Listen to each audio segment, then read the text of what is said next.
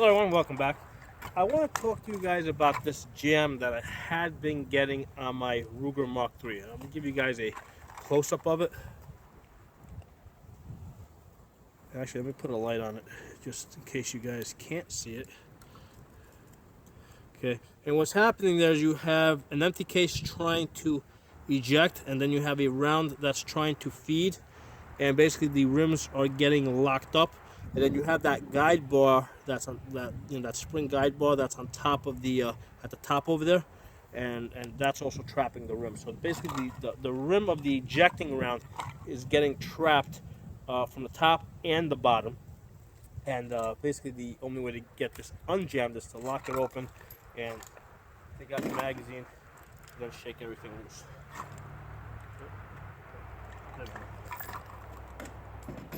Okay, so I'm going to call this the crossed cartridge jam. I tried to research it and I really couldn't find any references to it.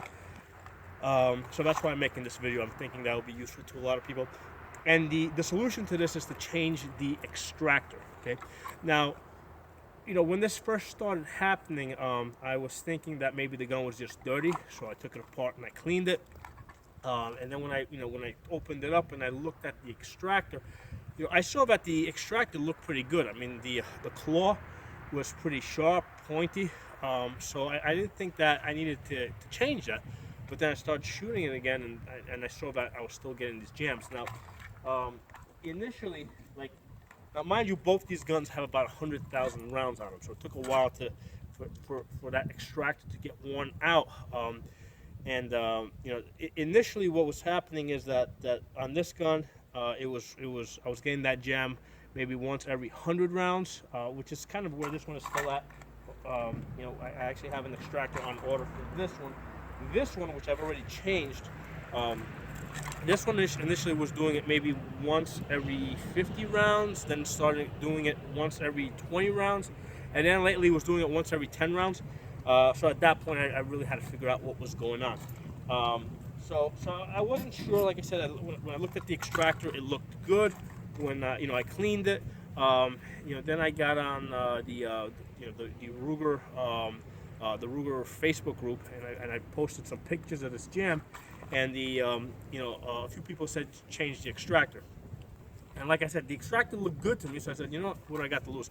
I called up Ruger, told them to send me a new extractor. They did, no charge. And what happened is I took the gun apart, took the extractor out of the bolt, and then when I compared it side by side, the old extractor with the new extractor, like I suspected, the hook was not worn out. Okay, the hook, the claw, looked pretty good. But when I looked at the body of the extractor, right, because you have like the hook over here, right, it looks something like this, and then you have this body over here, and that basically goes in and out. Well, what happened is this piece here had gotten worn out, almost like the edge of a knife. Like it basically had worn out on both sides, and I suspect because it was worn out, basically wore out against the bolt.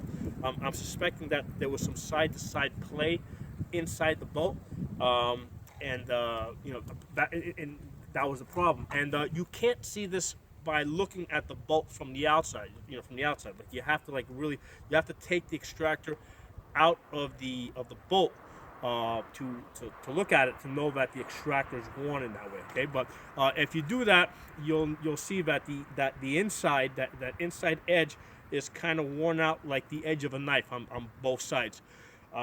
And taking the extractor out of the bolt, I mean, it can be a little difficult. I had to use a pick, an angled pick. I found a couple of videos on the internet on how to do that. Taking it out is kind of difficult. Putting it back in is pretty easy though, but well worth the trouble. So basically, if you guys encounter this problem, and like I said, I'm going to call it the cross cartridge jam.